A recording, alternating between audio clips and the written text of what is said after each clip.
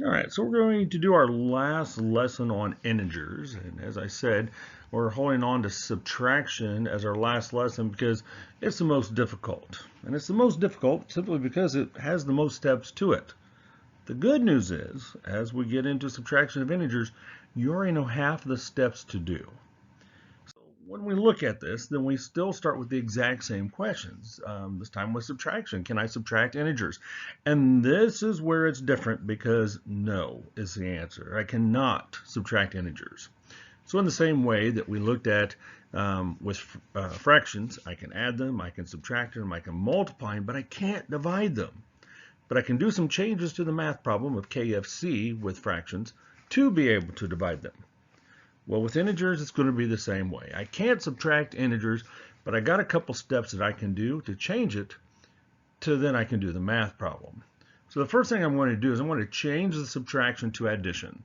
So in the middle sign, since we are subtracting, we're just going to simply put a line through it or put an addition sign above it, just so we know we've changed it to addition. My second step is I'm going to change the sign of my second number. So kind of like with KFC, where the first one stays the same, the second one gets flipped upside down, and then division becomes multiplication. In integers, the first one is once again going to stay the same. It's the second one that I'm going to change the sign on. And instead of subtraction, I'm going to change it to addition. But once I do that, realize what you have. You now have an addition problem. Now is where you already know the steps. Previous lesson, lesson B. Can I add integers? I can. Do they have the same sign? Well, if it's a yes, then I'm going to keep the sign. If they're both positive, the answer will be positive. If they're both negative, the answer is going to be negative. But if the answer is no, then I'm going to subtract the values and I'm going to keep the sign of the largest number. So we have a few that we're going to work through in the process and just make sure we understand the steps. So once again, I start with the question of 17 minus a negative 5, and I ask, can I subtract integers? And that answer is no. So my first step, I want to change subtraction to addition. Then I'm going to change the sign of the second number. It's negative, so I'm going to change it into a positive. Okay, so that takes me back to first and second grade, adding 17 and 5, right? 17 plus 5, they're both positive, so I know my answer is going to be positive. Then 17 plus 5 is 22. So my answer has to be a positive 22. When I go straight across, I have negative 12 minus 58. Now, once again, realize that that 58 is a positive 58. So when I look at it and I ask, can I subtract integers, I have to say no. So I'm going to do my first step. I'm going to change my subtraction into an addition sign. And then since that is a positive number, I'm going to make it a negative for the 58. Now I look at it, I have addition, and I go through the addition questions. Do I have the same sign? Well, yes, I do, right? Negative 12, and now I have a negative 58. So I'm going to keep that sign when I get my answer, and I'm simply going to add them together. When I add them, I have 8 plus 2, which is 10, carry that 1, and then 1 plus 5 plus 1 is 7, so I have 70. I look at my signs, once again they're the same, so I know that I have to have a negative 70 as my answer. On the bottom left there, then I have negative 55 minus a negative 56. I go through my questions. Can I subtract integers? No, I can't. So I go to my step 1. I'm going to change my subtraction to addition. Then my second step, I'm going to change the sign of the second number. Now what I have is negative 55 plus a positive 56. Addition, I know how to do it. So I look at my signs. Do I have the same sign? I don't. So I'm going to subtract the numbers from one another. I put the largest one on top. 56 minus 55 is 1. And then I have to look at the largest number. Once again, as we said on the previous video, it's not about the largest value, it's about the largest number, and I ignore the integer signs. 56 is bigger than 55, so I know that my answer has to be in the form of positive 1. When I have subtraction of decimal points, subtraction and addition of decimal points, then I have to remember the key to that is lining up my decimals first. A couple of you struggled with that on yesterday's assignment. Anytime I'm adding and subtracting decimals, line up your decimal points and then fill in with zeros. All right, so let's look at the question. -4 3/10 minus 71 thousandths. Can I subtract integers? No. I'm going to change my subtraction to addition. I'm going to change my sign of the second number without a sign. Once again, it's an understood positive, so I'm simply going to make it a negative. Now I have an addition problem. Can I add integers? I sure can. Do I have the same sign? Well, I've got two negatives, so I do. So I'm going to add them together. Line up my decimals, right? Some of you, once again, yesterday, you had them offset. My decimals have to be lined up. Yes, I have some missing spaces, so that's where we taught back in the first book that I have to fill in with my zeros. And then the next step was to bring down my decimal. And once I've brought down my decimal, then I simply add. 0 and 1 is 1, 0 and 7 is 7, 3 and 0 is 3, 4 and nothing is 4. So I have 4 and 371 thousandths. Looking back at my signs, since I added them, they're the same signs. I keep the sign, has to be a negative. -4 and 371 thousandths.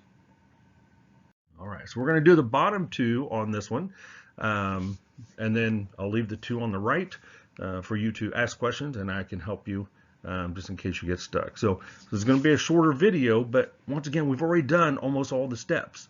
We only have two things we have to do before we know how to do the rest of the problem. So on this one, I have 785 thousandths minus a -5 and 215 thousandths. Can I subtract integers? No, I can't. So I have to change it to positive or adding. I have to change my sign of the second number. It's a negative. I'm going to make it a positive. Now I have an addition problem, and I know how to add. Do I have the same sign? Well, I do, right? Because that first one is an understood positive, and we just made the second one a positive. So I'm going to add those together.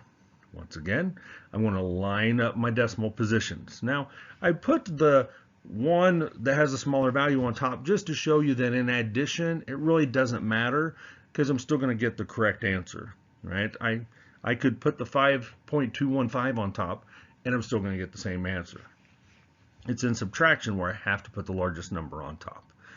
But I've lined them up. I have all my three decimal positions already there. So my first step is to bring down my decimal.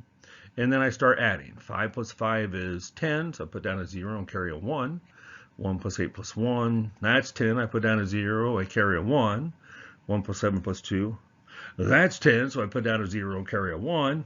1 plus 5 is 6. Now think about this. Think about when we did decimals. What is my numerical answer going to be? So hopefully you thought, well, I don't need that decimal point and all those zeros. They just drop off. So 6.000 is the same as 6. I go back and I look at my signs. They are the same sign. So I know that I'm having a positive 6 as my answer. All right, the last one then, we have a -1/2 minus 3/8. So once again, I'm looking at it and I ask, well, can I subtract integers? And that answer is no. So subtraction becomes addition. I change my sign of the second number. It doesn't have a positive sign, but I know it's there because it's an understood positive fraction. So I'm going to change that to negative.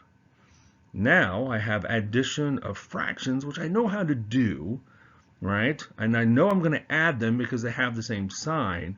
But then I have to remember, once again, those fraction questions. Can I add fractions? Yes. What do I have to have? Common denominator. Do I have it? No. So on this one, I would look at it, and hopefully you realize that when I look at my denominators of 2 and 8, that 2 will go into 8 evenly. So 8 will be my common denominator. So the -3/8 is going to stay the same. But how do I change my denominator of 2 into an 8? I multiply it by 4, right?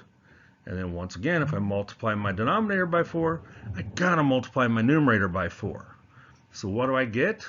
Well, I get my new math problem. I have 4 8s, and then my 3/8 stays the same.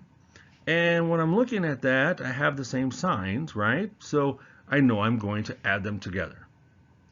If I can add fractions and I have a common denominator, then what do I do with it? I keep my denominator. I add my numerators. 4 plus 3 is 7.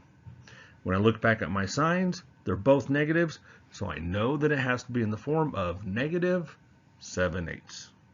So it's a difficult lesson only because there's 2 steps, and usually what ends up happening is students will change the subtraction to addition and then they just start doing the work. They forget that step 2. You have to change the sign of the second number. If there's not a sign, then I have to understand that it's a positive and I change it to a negative. If it shows a positive, then I change it to a negative. But if it shows a negative number for the second one, I change it to a positive. Once I get that, then we're back to yesterday's lessons. I know I can add. If I have the same sign, I'm going to add them together and keep the sign. And if I don't have the same sign, then I'm going to subtract them and keep the sign of the largest number. So for your homework today, and once again, this is a very quick video, even though it is the most difficult, but it's only difficult because there's more steps to it. You have 12 questions to do, and they're all going to be set up as subtraction of integers. On the bottom then, you have 4 review questions. Be sure to use your books and look them up. That way you can remember how to do them. If you have any questions then, you can come and ask. But understand, I'm going to ask you if you've looked in your book, especially on 13 to 16, to make sure that you did.